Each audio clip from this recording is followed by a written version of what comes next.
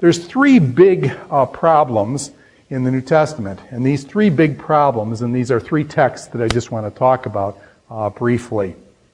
The first text is Mark chapter 16, verse 8. And in the end of the book of Mark, and if many of you have your New Testament, it would be really interesting for you to pick up and open to the last chapter of the book of Mark. The last chapter of the book of Mark, there's basically two or three endings. There's what's called the short ending, which actually ends at 16:8. There's an intermediate ending, which is just a few verses long. And then there's the long ending, which most of you have in your NIV or NRSV. And basically in Mark chapter 16:8, after verse 8, our best manuscripts do not have. They end there.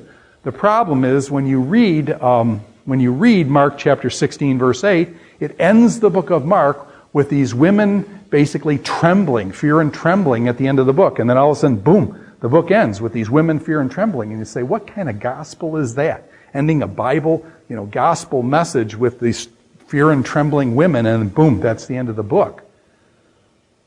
And so it's believed that people thought that ending was just very abrupt. And so it's believed that in the early church, or somehow this longer ending with the resurrection of Christ and all the glory and the picking up of handling snakes and things that are talked about in chapters 16:9 and following were added on later. So you'll notice in most of your NIV translations there that there'll be a line drawn across there, and they will tell you flat out, they'll say some of our best manuscripts, most of our best manuscripts do not have Mark chapter 16 verses 9 and following. And so they put it in there, they let you know that what it was, but they also give you that kind of warning. And basically what they're saying is don't base any major doctrine or anything new on these verses, because we're not sure about these verses.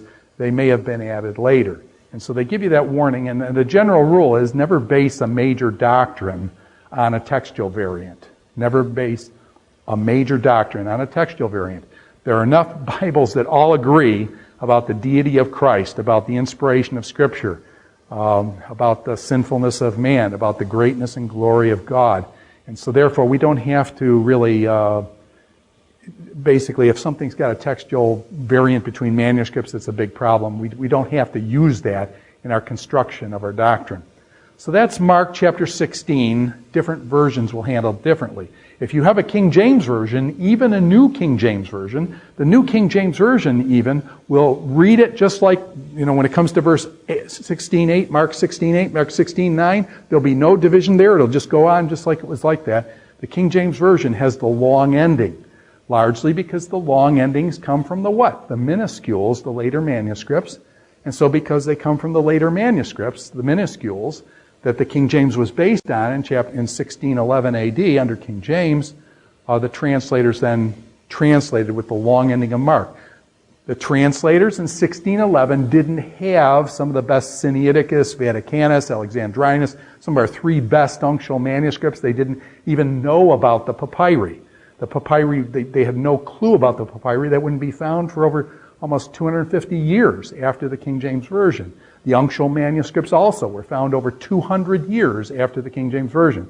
So therefore they couldn't have known this. They went off the majority text, the minuscule texts that had been multiplied, that now we find out the earlier texts that they had some problems. So the King James Version will run straight through. The NIV will put across there, the NRSV, any of your modern translations, the NLT, NRSV, ESV, they'll all let you know that there's a textual problem there. It's just to be honest with you with what we know. So that's Mark chapter 16, verse 8, and therefore be careful. That's the one passage that talks about handling snakes, that if you handle snakes and they bite you, nothing will happen to you.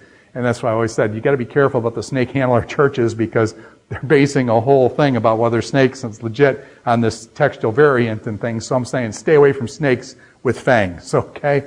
So you want to be careful with Mark 16. Don't base any major doctrines on it. Okay, that's Mark chapter 16, long ending. We said there was an intermediate ending, which is just about 4 or 5 verses. And the long ending, most of your Bibles will have the line drawn at the short ending and then give you the long ending. Here's another one. This is over in John chapter 8. John chapter 8, the first 10 or 11 verses of John chapter 8. John chapter 8 is the story of Jesus being confronted by the Pharisees, where the Pharisees bring this woman to him, and they say, this woman was caught in adultery. Now the law says, Jesus, what should we do with this woman? She's caught in adultery. Our law says that we should stone her. What should we do? Well, and the Pharisees, again, trying to entrap Jesus, they're always trying to do that, and so they figure we got him either way. If Jesus says, let her go, then he's violating the Jewish law. If he says stone her to death, then he's violating Roman law, because Roman law said basically the woman was not to be put to death because the Jews did not have permission to put people to death. Or even with the Sanhedrin, they could arrest and try, but they could not do capital punishment. So they've got Jesus in a trap now, and what does Jesus do?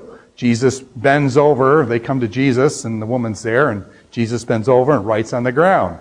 He looks up and says, whoever's perfect, let him cast the first stone. And then he goes back to writing on the ground. And now everybody knows what he wrote on the ground, right? Or at least everybody makes up what they think he was writing on the ground. So you hear all this speculation about what Jesus was writing on the ground. The fact of the matter is the Bible doesn't tell us what he wrote on the ground, so I think at a certain point we got to back off, and rather than using it for all sorts of wild conjectures about what he was writing on the ground, the writing on the ground is not the point. Otherwise it would have told us that. The focus is on Jesus and the woman. And so what happens is in the narrative, and it's very interesting, it says that the older Pharisees went away first. And why is that? Because the older people had more sin? I'm not sure about that. I think what it's showing is, were the older people wise enough to realize, he that's perfect, let him cast the first stone. They were aware of the problems in their lives and that they were not. And so they go away, the oldest and then to the youngest. And then finally, Jesus is left with the woman alone. He looks at the woman and he gets up and he says, where are your accusers? She says, no one's accused me here. Jesus says, neither do I condemn you. And this is what you can see. Let's just suppose you're a monk and you're a scribal monk copying scripture. And all of a sudden you've got this adulterous woman, a woman caught in adultery. And you're a monk, okay? You've taken vows of poverty and vows of chastity. And so you're a monk and you don't do the thing with women and things. And so therefore, Jesus got this adulterous woman and you're wanting him to say, no, adultery is wrong. Doing immorality is wrong and that kind of stuff. And Jesus says, neither do I condemn you. Go and sin no more. And Jesus lets her go. Can you see why monks would have problems with copying this text? And so this is what I've called the floating text. It actually occurs in John chapter 8, first 10 or 11 verses there, but that same passage is found then in some manuscripts over in Luke chapter 21. The same pericope, that same little paragraph that Jesus, his interaction with this woman and stuff, is found over in Luke 21 in some manuscripts. So it's this story that Jesus had a tendency to float around. And what I'm suggesting to you is that this is a legitimate story, that this is actually a legitimate story of what Jesus did. Now, it's not in our best manuscripts. And if you look in your NIV, by the way, the King James, again, will run it right straight through. And no problem, it won't even mention anything. But if you look at your NRSV, your NIV, your ESV, your NASB, your NLT, they'll all warn you with slash marks there saying, this story is not in the best manuscripts, meaning Sinaiticus, Vaticanus, and Vaticanus. And so it just gives you a warning there. But what I'm suggesting is this reading really hard that Jesus would say, neither do I condemn you, go and sin no more. And therefore, I can see how scribes would want to drop it out, especially if they were the monkish type. So I can't see a scribe writing this story in. I can see a scribe leaving it out. And therefore, the harder reading is to leave it in. And so therefore, I would suggest that it's probably a legitimate story. It's not in some of the best manuscripts and things. It did float around a little bit, which showed that it seems to, so it may be a valid tradition going back to Jesus. Okay? That's John chapter 8. There are three big problems in the New Testament. Mark 16, last chapter, verses 8, 9 and following. This John chapter 8 with the pericope, the story about the adulterous woman. And then the last big difficulty as far as textual problems, and there are thousands of textual variants, but these are the three big ones, and you can see they're not, they don't make that much difference in things. But The last one is 1 John 5:7. And in 1 John 5:7, it says something like this. And if you've got a King James Version, New King James Version, it's based on, again, on the Byzantine text, the majority text. And it reads something like this. These three are one, the Father, the Word, and the Holy Spirit. These three are one. The Father, the Word, and the Holy Spirit. Now the Word is the Logos. Jesus, in the beginning was the Logos, in the beginning was the Word, and the Word was with God. The word Logos means Word.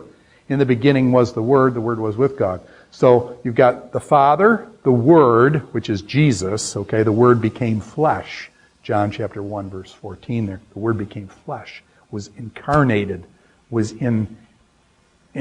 tabernacled among us, tented among us.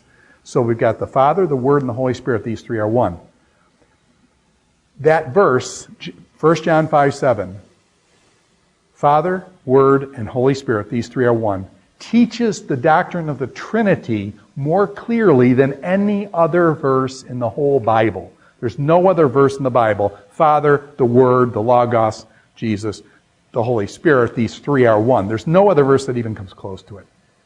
And yet, the early church, when the early church was debating in the Trinitarian conflicts, we had the church trying to put together and understand the Father, Son, and Holy Spirit. What is the relation? Three persons in one. How do they relate to one another in their essence and in the division of their labor, and how does all that work out?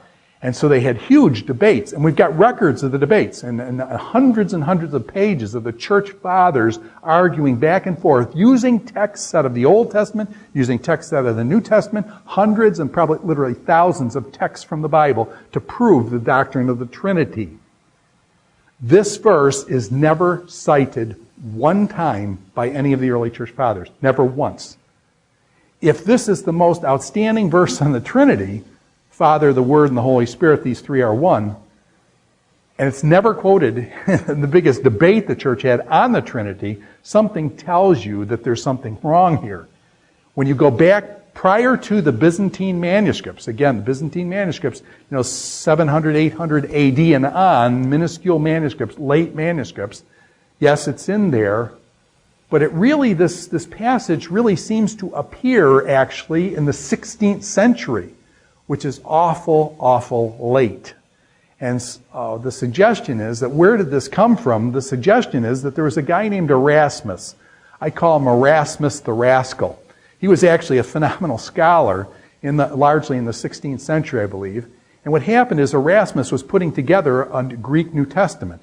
And when he put together the Greek New Testament, rumor has it that there was a wager that he couldn't find this verse on the Trinity, and so people think that Erasmus took a Latin text and translated from the Latin text into Greek and put it in the Erasmus Greek New Testament.